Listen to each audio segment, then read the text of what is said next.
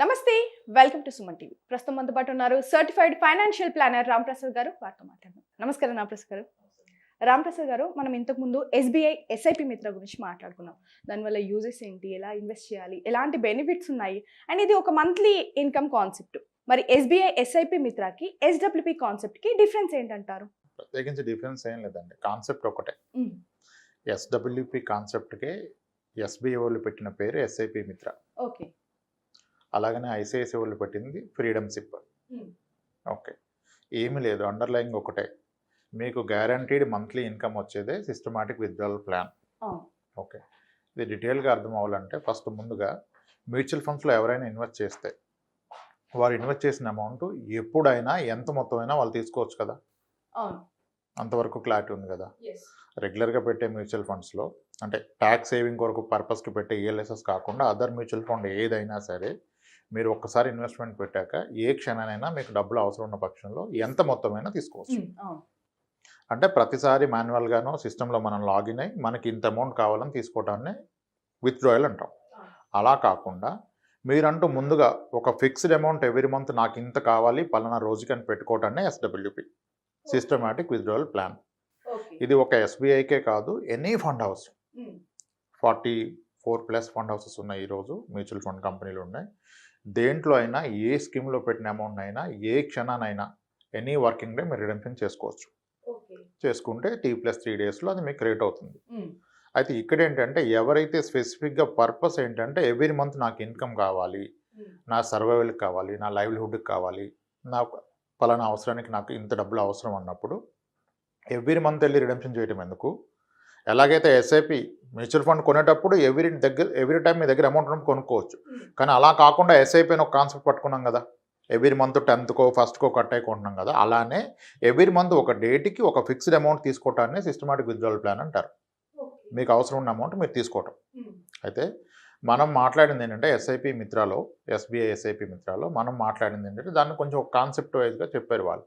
8 years కడితే మీరు కట్టినంత amount life long వస్తుంది, 10 years కడితే కట్టిన దానికి 1.5 times, 15 years కడితే 3 times అని.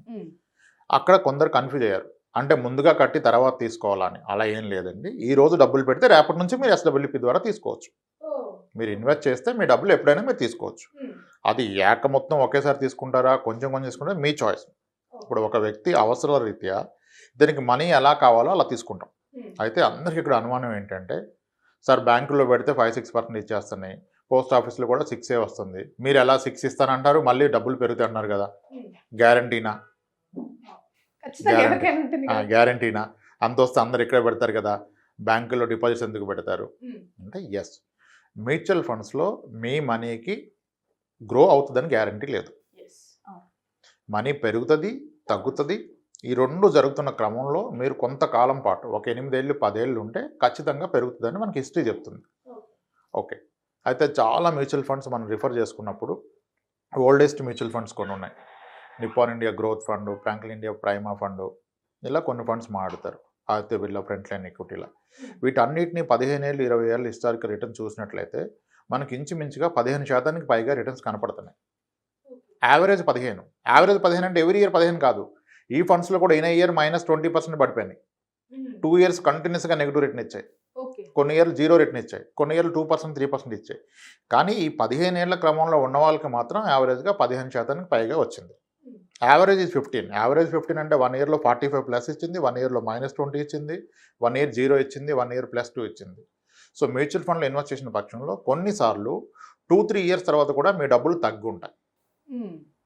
ఓకే, ఇది ఫస్ట్ అర్థం చేసుకోవాలి. ఇంకోటి ఏంటి, మీ డబ్బు తగ్గి ఉన్నా పెరుగున్నా మీకు అవసరం ఉంటే ఎంత మొత్తం ఉంటే అంత తీసుకోవచ్చు. Buying mutual fund is something like buying gold అనుకోండి. ఎవ్రీ మంత్ ఉన్న రేటు గోల్డ్ కొని పక్కన పడేస్తున్నారు. రేపు అవసరం ఉంది, గోల్డ్ అమ్ముకోవచ్చు కదా. మొత్తం ఎంతలో అమ్ముతారు, అప్పుడు ఏ రేటు ఉంటే ఆ రేటుకి అమ్ముకోవాలి. గోల్డ్ ఏం ప్రతిసారి పెరగదు కదా. తగ్గి నీకు అవసరం ఉంటే తగ్గిన రేట్లో అమ్ముకోవాలి, పెరిగి నీకు అవసరం ఉంటే పెరిగిన రేట్లో అమ్ముకోవాలి. ఎస్డబ్ల్యూపి కూడా అదే కాన్సెప్ట్. అయితే ఇష్టం వచ్చినప్పుడు ఇష్టం వచ్చింది అమ్మకుండా మనకి పర్టికులర్గా పర్ మంత్ ఇంత కావాలని చెప్పి అంత మొత్తం అమ్ముకోవటాన్ని సిస్టమాటిక్ విత్డ్రావల్ ప్లాన్ అంటున్నాం.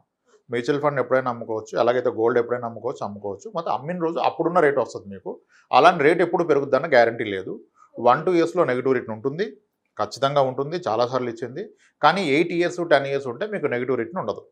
ఇప్పుడు అయితే ఎంత కాన్సెప్ట్లో చాలా కన్జర్వేటివ్గా చూస్తే మ్యూచువల్ ఫండ్స్ ఒక 10 years ఉంటే 10% ఇస్తాయండి. 12% గ్యారంటీడ్ అంటారు. సరే 10 పట్టుకుందాం మనం. ఓకే. లార్జ్ క్యాప్ ఫండ్స్ని 10 years హిస్టరీ చూస్తే ఇండస్ట్రీలో అన్ని స్కీమ్ చూస్తే కూడా వర్స్ట్ పర్ఫార్మింగ్ ఫండ్ 9 ఇచ్చింది, యావరేజ్ 10.5 to 11 ఇచ్చింది. అది కూడా డిస్కౌంట్ ఇచ్చేద్దాం, 10% ఇస్తుంది అనుకుందాం. యావరేజ్గా 10% ఇస్తాయి మ్యూచువల్ ఫండ్స్ అనుకుందాం. ఇప్పుడు ఏం చేస్తున్నాం మనం?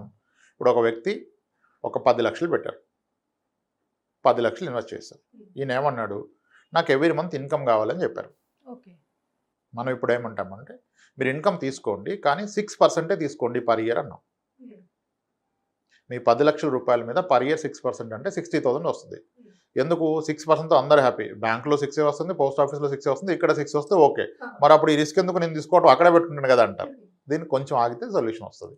ఇప్పుడు ఈయన 10 లక్షలు పెట్టారు, 6% పర్ ఇయర్ తీసుకున్నారు అంటే 60,000 రూపాయలు సంవత్సరానికి కానీ, అంటే నెలవారీ తీసుకుంటే 5,000 వస్తుంది. ఓకే, దాన్నే SWP అంటున్నాం. నెలకి 5,000 కావాలని చెప్పి ఒక రిక్వెస్ట్ పెడతాం. ఇప్పుడు వాడు ఫండ్ హౌస్ వాళ్ళు ఏం చేస్తారు, ఎవ్రీ మంత్ అప్పుడున్న NAV ప్రకారం 5,000కి సరిపడా యూనిట్స్ అమ్మేసి మీకు 5,000 వేస్తారు. ఒకవేళ మార్కెట్ పడితే మీ 10 లక్షలు కాస్త తగ్గిపోయి 9 లక్షలు అవ్వచ్చు, 8 లక్షలు అవ్వచ్చు. అయినా సరే ఉన్న 8 లక్షల నుంచి మీకు 5,000 వేస్తున్నాడు కదా, మీ 5,000 ఆగదు. ఇది పెన్షన్, మీకు గ్యారంటీడ్ ఇన్కమ్ SWP అనేది. మీ డబ్బు తగ్గదని ఎక్కడ చెప్పట్లేదు. షార్ట్ టర్మ్లో 1-2 yearsలో మార్కెట్ క్రాష్ అయితే, మార్కెట్ కనుక ఒక 50% క్రాష్ అయింది అనుకోండి, హిస్టరీలో అయింది, సెన్సెక్స్ 50% క్రాష్ అయింది. అలా అయినప్పుడు మీ 10 లక్షలు కాస్త మార్కెట్ పడ్డంతగా మ్యూచువల్ ఫండ్స్ పడదండి. ఇప్పుడు రీసెంట్గా నడుస్తున్న కరెక్షన్లో కూడా almost 30% of the blue chip stocks పడిపోయినాయి, 40% వరకు పడిపోయాయి మిడ్ క్యాప్లో, స్మాల్ క్యాప్లో. కానీ ఫండ్స్ అంతగా పడలేదు. ఫండ్స్ హార్డ్లీ 8-11% పడ్డాయి. సో కాబట్టి 10 లక్షలు పెట్టిన వ్యక్తి అతను పెట్టాక మార్కెట్ ఒక 40% కరెక్షన్ వస్తుంది అనుకుంటే కూడాను ఇతని క్యాపిటల్ 40% పడకపోవచ్చు, ఒక 30 పడుతుంది. 30 పడితే 10 lakhs కదా 7 lakhs అవుతుంది. ఉన్న 7 lakhsలో అయితే 5,000 నేను తీసుకోవచ్చు కదా. అంటే ఫస్ట్ మీరు అనుకున్న income guaranteed income 5,000 every month guaranteed. కానీ మార్కెట్ 30% కరెక్ట్ అయితే ఇంకా అక్కడే ఉండిపోతుందా, నెమ్మదిగా రికవర్ అవుతుందిగా. సో ఇతనికి కావాల్సిన 5,000 తీసుకుంటున్నాడు, అది 7 లక్షలున్నా 8 ఉన్నా 9 ఉన్నా 12 లక్షలైనా పెరుగుతుంది కదా. అలానే పెరిగినా తగ్గినా ఆయన 5,000 తీసుకుంటున్నాడు.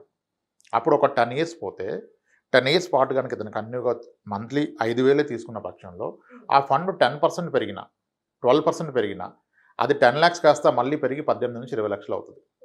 ఇదే బ్యాంక్లోనో పోస్ట్ ఆఫీస్లో పెడితే అసలుగానే ఉంటుంది కదా. ఇక్కడ ఈ 6% తీసుకున్నట్లయితే అంతకు ఎక్కువగా తీసుకుంటే క్యాపిటల్ పెరగకపోవచ్చు, మీ క్యాపిటల్ పెరుగుతుంది, డబుల్ అయ్యే అవకాశం ఉంటుంది. ఇంకా సింపుల్గా చెప్పాలంటే ఇప్పుడు లేటెస్ట్ నేను 100 రూపాయలు పెట్టానండి. ఇప్పుడు ఒక 1 year 20% పెరగవచ్చు, 1 year 20% పడిపోవచ్చు, 1 year 0 ఇవ్వచ్చు, కానీ 1 year 40 కూడా ఇస్తుంది. ఆ యావరేజ్లో 10 yearsలో యావరేజ్ 10% వస్తుంది అనుకున్నాం కదా. ఇప్పుడు నా 100 రూపాయలు కాస్త 1 year తర్వాత 110 రూపాయలు అవుతుంది. నేను తీసుకున్న 6 రూపీసే కదా 6% అంటే 110 రూపీస్లో 6 తీసుకుంటే 104 ఉంటుంది. ఓకే, నెక్స్ట్ ఇయర్ 104 మీద 10% పెరుగుతుంది కదా, నాది 125 అవుతుంది కదా. 124లో కూడా నేను 6 తీసుకుంటాను కదా. ఆ నెక్స్ట్ ఇయర్ మళ్ళీ 10%. అందువలన ఏమవుతుందంటే ఇంచుమించుగా ఒక 12-13% యావరేజ్ రిటర్న్ వర్కౌట్ అయితే 10 yearsలో మీరు ఈ 6% తీసుకోగా కూడాను మీ క్యాపిటల్ డబుల్ అవుతుంది. దీన్ని అసలు బ్లైండ్గా నమ్మాల్సిన అవసరం లేదు. మ్యూచువల్ ఫండ్ ఇండస్ట్రీలో ఉన్న మీరు మ్యూచువల్ ఫండ్ వెబ్సైట్కి వెళ్తే ఆ హిస్టారిక్ రిటర్న్ డౌన్లోడ్ చేసుకోవచ్చు. దాంట్లో ఎక్సెల్లో వేసేసుకొని మీరు మంత్లీ 5,000 తీర్చొస్తే కూడా మీ క్యాపిటల్ ఎక్కువగా ఎప్పుడు తగ్గదు. అంటే దీంట్లో కూడా SWPలో కూడా పర్టికులర్ అమౌంట్ మనం ఇన్వెస్ట్ చేయాలి అన్నట్లు ఏమైనా ఉంటుంది? ఏమీ లేదు, మీరు ఎంత అమౌంట్ అయినా స్టార్ట్ చేయొచ్చు. ఇది మీ అమౌంట్, మీరు మంత్లీ తీసుకోవటం, ఒక్కసారిగా పెట్టి మంత్లీ తీసుకోవటం, లేదా మంత్లీ పెట్టి ఒక అమౌంట్ అయ్యాక మంత్లీ తీసుకోవటం SWP. ఇక్కడ మేజర్ పాయింట్ ఏంటంటే మీరు పోస్ట్ ఆఫీస్లోనో లేదా బ్యాంక్ FDలోనో పెట్టినట్లయితే దాంట్లో వస్తున్న రిటర్న్స్కి మీరు ఇన్కమ్ ట్యాక్స్ పే చేయాలి. మీకు వస్తున్న వడ్డీకి మీరు ఇన్కమ్ ట్యాక్స్ కట్టాలి. అది కూడాను మీ ఇన్కమ్ ట్యాక్స్ ల్యాబ్ ఎలా ఉంటే అలా కట్టాలి. మోరోవర్ బ్యాంక్స్ అయితే 10% TDS కూడా కట్ చేసి ఇస్తారు. అయితే మ్యూచువల్ ఫండ్లో వస్తున్న మనీ ఏదైతే ఉందో ఇది ఎఫెక్టివ్గా టెక్నికల్గా చూస్తే చిన్న అమౌంట్ తీసుకున్నప్పుడు ట్యాక్స్ ఫ్రీ ఇన్కమ్ అయిపోతుంది. ఎలా అవుతుందంటే ఇప్పుడు 10 lakhs పెట్టారన్న ఎగ్జాంపుల్లో చూసుకుందాం. ఇతను పర్ ఇయర్ విత్డ్రా చేస్తున్న అమౌంట్ ఎంత 60,000, మంత్లీ 5,000 60,000. ఈక్విటీలో in a year long term capital gain tax అనుకున్నట్లయితే 1 year ఇన్వెస్ట్మెంట్ చేశాక up to 1 lakh profit in a year is non taxable. Tax exempted up to the 1 lakh profit in a financial year అనమాట. ఇతను తీసుకున్న అమౌంటే 60,000 కదా, దాంట్లో profit 1 lakh ఎలా ఉంటుంది? ఇతను తీసుకునే దాంట్లో బోత్ ప్రిన్సిపల్ అని పెరిగింది, 2 తీసుకున్నాడు కదా. సో టెక్నికల్గా ఒక 20-30 lakhs పెట్టి పర్ మంత్ 15,000 తీసుకుంటే కూడా ఇతనికి ట్యాక్స్ ఫ్రీ ఇన్కమ్ అయిపోతుంది. It's not directly tax free, technically it will be tax free income. అంటే up to 1 lakh property in year is tax exempted. కాబట్టి ఇప్పుడు 10 ఏళ్ల పాటు నేను ఉండగలను, నాకు 10 ఏళ్ల మీద ఈ డబ్బు మీద నాకు రిటర్న్స్ రావాలంటే డెఫినెట్గా ఎఫ్డి కన్నా మ్యూచువల్ ఫండ్స్లో, ప్రిఫరబుల్లీ హైబ్రిడ్ ఈక్విటీ ఫండ్స్లో పెట్టేసుకొని ఇయర్లీ 6% లేదా మంత్లీ 0.5% తీసుకోవడం అత్యుత్తమం అండి. మీ క్యాపిటల్ ఖచ్చితంగా డబుల్ అవుతుంది. సరే డబుల్ అవ్వదు అనుకోండి, 50% పెరిగినా ఓకే కదా, బ్యాంకులో వేస్తే మీ అసలు అలాగే ఉంటుంది కదా. అయితే ఫస్ట్గా అర్థం చేసుకోవాల్సింది మీ క్యాపిటల్కి, అంటే క్యాపిటల్ ఏం జీరో అయిపోదు కానీ క్యాపిటల్ అప్ అండ్ డౌన్ అవుతుంది. క్యాపిటల్ అనేది అప్ అండ్ డౌన్ అవుతుంది. 20% తగ్గొచ్చు, 30-40% పెరగవచ్చు. దేనికి రియాక్ట్ అవ్వద్దు. తగ్గిందని బాధపడితే ప్రాబ్లం ఉపయోగం లేదు, పెరిగింది కదా అని ఎక్కువ ఎంజాయ్ చేసి ఎక్కువ డబ్బులు తీసుకుంటే కూడా ప్రాబ్లం లేదు. మీ అవసరం ఏంటి, నెలవారీ డబ్బులు కావాలి, నెలవారీ పడిందా లేదా. నేను ఒక సెంట్రల్ గవర్నమెంట్ పెన్షనర్ అనుకోవాలి, పెన్షన్ పడిందా లేదా చూడాలి. అంతేగాని సెంట్రల్ గవర్నమెంట్ బడ్జెట్ ఎంత ఉంది అని చూడకూడదు. అలానే మీ కార్పస్ ఎంత ఉందో చూడకపోతే this is the best concept. Regular income కావాలి మంత్లీ నా లైఫ్ లాంగ్ అంటే this is the best concept. So మనం ఏ మంత్ లో ఇన్వెస్ట్ చేస్తామో అదే మంత్ నుంచి మనకు మంత్లీ ఇన్కమ్ ఇమ్మీడియట్గా all you need to do is specific date పెట్టాలి, ఆ డేట్ రోజు రిడెంప్షన్ చేసి మీకు వేసేస్తారు. ఓకే, మనకు ఎక్సీడ్ కూడా ఎన్ని మంత్స్ వరకు ఉంటుంది, లైఫ్ టైం ఉంటుందా? ఇట్స్ ఎ పర్పెచువల్ అంటారు. పర్పెచువల్ అంటే మీరు రిక్వెస్ట్ ఇస్తారు, యాజ్ లాంగ్ అక్కడ బ్యాలెన్స్ ఉన్నంత వరకు అతను మీకు డబ్బులు ఇస్తాడు. అది అయిపోతే ఇవ్వడు. ఇప్పుడు కొందరు 70 ఏళ్ళ వయసులో SWP స్టార్ట్ చేశారు, 82 ఏళ్ళు వచ్చింది, ఎక్కడో అనిపిస్తుంది వాళ్ళకి ఇంక గట్టిగా కొట్టలేము 8 years మించాలి. ఎవరి కొరకు ఉంచాలి 2 కోట్లు, ₹1 కోటి. మీరు ఎక్కువ ఎంజాయ్ చేయండి. ఎందుకు మీరు 6% తీసుకోవాలి, మీరు 15% తీసుకోండి, ఏమవుతుంది? ఒకవేళ పర్సన్ ఎవరైతేనో తీసుకున్నారో వాళ్ళు చనిపోవడం కానీ ఇంకేమైనా జరుగుతుంది, అప్పుడు నామినీకి వెళ్ళిపోతుంది. నామినీ లేకుండా ఉండదు. ఇప్పుడు ఒక ప్రాపర్టీ కొన్నాను, రెంట్ వస్తుంది, నేను లేకపోతే ఎవడు ఎంజాయ్ చేస్తాడంటే నామినీ ఉంటే వాడు ఎంజాయ్ చేస్తాడు. సేమ్ SWP కూడా అంతే. మీకు నామినీ ప్రొటెక్షన్ ఉంటుంది, క్యాపిటల్ ప్రొటెక్షన్ అనేది ఉండదు అంతే, కానీ క్యాపిటల్ అప్రిషియేషన్ ఉంటుంది ఓవర్ ఏ లాంగ్ పీరియడ్. 2-3 yearsలోనే డబ్బులు కావాలి, మంత్లీ తీసుకుంటా 3 years అసలు కావాలంటే ఉండదు, అసలు ఉండే అవకాశం ఉండదు. మంత్లీ కాకుండా ఇయర్లీ క్వార్టర్లీ అవసరాన్ని బట్టి ఎలాగైనా తీసుకోవచ్చు. అసలు ఇదంతా ఎందుకు, ఎప్పుడు అవసరం ఉంటే అప్పుడు తీసుకోవచ్చు కదా. అలా కాకుండా ఇప్పుడు నెలకి ఎవరికి అవసరం వాళ్ళ కొరకు SWP సిస్టమాటిక్ విత్డ్రాయల్. SIP ఎంత పాపులరో SWP అంతకన్నా గొప్పగా వర్కౌట్ అయింది, హెల్ప్ అవుతుంది. ఇప్పుడు కొన్ని more than 100 people. ఎస్. ఇప్పుడు నేనేమంటానంటే చాలామంది పేరెంట్స్కి ఒక సపోర్ట్ ఇస్తూ ఉంటారు, మంత్లీ 15,000 పంపిస్తారు పేరెంట్స్. వీడు ఎప్పుడో మర్చిపోతాడు. ఎంత ఇబ్బందిగా ఉంటుంది పేరెంట్ ఫోన్ చేసి ఉదయాన్నే ఫోన్ నాన్న డబ్బులు వేయలేదురా అంటారా, నాన్న తిన్నావారా అంటారు ఫస్ట్. ఇటు తిన్నా మళ్ళీ ఫోన్ చేస్తే పెట్టే అంటాడు. వాళ్ళు అడగలేరు. నేను చాలామందికి ఏం చెప్తాను, సార్ మీకు డబ్బులు ఉన్నాయి కదా, మీ పేరెంట్స్కి మీరు ఇస్తున్నాన్న ఫీలింగ్ ఉంచొద్దు. వాళ్ళ పేరు మీద ఏదో ఒకటి చేసి పెట్టేసేయండి, ఒక 30 lakhs పెట్టి SWP ట్రిగ్గర్ చేయండి. మీ మీద ఆధారపడరు కదా, లెట్ దెమ్ ఎంజాయ్. డిగ్నిఫైడ్గా ఒక పెన్షనర్ ఎలా ఉంటాడో అలా ఉండాలనుకుంటే మీరు మీ పేరెంట్స్కి ఎవరి మంత్ ఇవ్వడం ఎలాగో కమిట్మెంట్ ఇవ్వాల్సిందే కదా, మీ బాధ్యత కదా. ఫస్ట్ పడిపోద్ది. ఫస్ట్ సారికి SBI స్టేట్ బ్యాంక్ ఆఫ్ ఇండియాలో ఆయన కనుక SWP అమౌంట్ పడితే ఆయన రాయల్గా ఉంటాడు. శాలరీ వచ్చేవాడన్నా వెయిట్ చేయాలి, పడుతుందా పడదని డౌట్ ఉంటుంది. వన్ డే SWPలో మీకు డౌట్ ఉండదు, ఆన్ డాట్ ఆ రోజుకి పడిపోద్ది. సీనియర్ సిటిజన్స్ ఇదే అంటారు ఫస్ట్గా నేను చెప్తున్నప్పుడు, ఒక్కసారి పడకపోతే చెప్తాను సార్, నేను ఇవన్నీ నమ్మను అంటారు. ఇవన్నీ నమ్మను సార్, ఇలా అవ్వదంటారు. నేను అదే చెప్తాను, మీరు మొత్తం పెట్టొద్దండి. మీ దగ్గర 30 లక్షలు ఉంది కదా, మీకు నచ్చిన బ్యాంకులో 25 లక్షలు పెట్టుకుని 5 లక్షలు పెట్టండి, నెలకు 2,500 చూడండి ఎలా ఉంటుందో. వాళ్ళకి ఆ వయసులో కావాల్సింది ముందు ధైర్యం కదా, వాళ్ళని భయపెట్టద్దు కదా. చూడండి అని చెప్తే 3 ఏళ్ళు 4 ఏళ్ళు చూస్తాడు. తర్వాత వద్దన్నా మొత్తం తీసుకొచ్చి పెట్టేస్తారు SWPలో. అర్థమైపోయింది కదా. పూర్తి అమౌంట్ పెట్టద్దు ఎవరు కూడా. అంటే జీవితంలో చివరి అమౌంట్ అంటే కొంత అమౌంట్ పెట్టుకున్న తర్వాత కొన్ని డేస్ తర్వాత మళ్ళీ మనం అమౌంట్ అనేది ఇంక్రీజ్ చేసుకోవచ్చు. ఎన్నిసార్లు మీరు ఏమైనా చేసుకోవచ్చు. SWP ఏమి ఇది ఒక ఇన్సూరెన్స్ పాలసీ లాగా 10 ఏళ్ళు కట్టాలి, 10 ఏళ్ళు తీసుకోలేం లేదు కదా.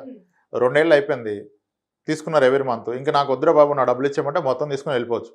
అది మొత్తం మీ ఆధీనంలో ఉంటుంది. ఎనీ క్షణం మీ డబ్బు మీకు అందుబాటులో ఉంటుంది. SWP కాన్సెప్ట్ అనేది irrespective of the market condition, market కింద పడ్డా పైన పడ్డా, కరోనా మీద ఇంకో కరోనా వచ్చినా, వార్లు వచ్చేసినా, ఏది వచ్చినా మీ డబ్బు తగ్గుతుంది కానీ మీ నెలవారీ ఇన్కమ్ తగ్గదు. ఇప్పుడు ప్రాపర్టీ ఉందనుకోండి, నాకు సరిగా క్రైసిస్ వస్తే నా టెనెంట్ డబ్బులు ఇస్తాడు, నాకు ఆడి జాబ్ పోతే డబ్బులు ఇవ్వడు కదా. అంటే గ్యారంటీ కాదు ఆ ఇన్కమ్. కమర్షియల్ బిల్డింగ్ అయినా సరే వాడు బిజినెస్ నడకపోతే వాడు నోటీస్ ఇచ్చి కాలేజీ వెళ్ళిపోతాడు కదా. ఆ టైంలో మీరు అమ్ముకుందాం అంటే మార్కెట్లో క్రైసిస్ ఉన్నప్పుడు మీ ప్రాపర్టీ వాల్యూ కూడా పడిపోద్ది, అలానే మ్యూచువల్ ఫండ్ వాల్యూ పడుతుంది. కానీ ఈ రెంట్ లాగా తీసుకున్న ఇన్కమ్ పడదు కదా. It's a guaranteed income for the life time అనుకోవచ్చు. లైఫే కాదు ఇంకా నెక్స్ట్ జనరేషన్స్ కూడా. ఎస్. ఇది కాస్త టైం తీసి నమ్మమని ఎవరిని చెప్పట్లేదు. ఇలిస్ట్రేషన్ చూడండి, ఏ స్కీమ్ అయినా తీసుకోండి, మంత్లీ రిటర్న్ చూడండి, ఆ ఎక్సెల్లో ఫార్ములా పెట్టేసుకోండి, పర్ఫెక్ట్గా వర్కౌట్ అవుతుంది. SWP is the best option for the monthly guaranteed income, considering మీరు ఒక 10 years వరకు ఆ క్యాపిటల్ మీద ఆధారపడి లేరు అంటే. నిజానికి తీసుకున్న వెసులుబాటు ఉంటుంది, తగ్గి ఉండే అవకాశం ఉంటుంది. Yes ma'am, right thank you అండి. రైట్.